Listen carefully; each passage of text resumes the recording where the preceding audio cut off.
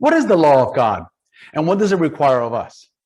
Desiring that his people will live different lives from those of their pagan neighbors, God grants a framework of requirements that we call the Ten Commandments to rule everything from their relationship with him to their interactions with one another.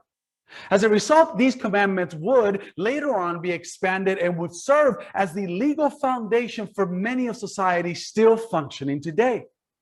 Therefore, the law of God requires from all of us personally a perfect and perpetual obedience of God, that we love God and our neighbor as ourselves. What God restricts, we should not do, and what God permits, then those things we should pursue.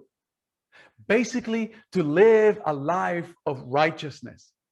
But what does it mean?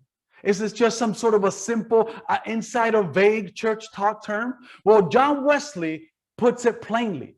To live a righteous life is composed of two branches of a tree. One branch involves a relationship with God, the first four commandments, if you will, and the second branch is like the other six commandments, and that's how we relate to one another. When asked which one of the commandments was the greatest, Jesus simplifies the matter and gives us a great answer found in Matthew 22, verse 37, that we can all comprehend and apply daily.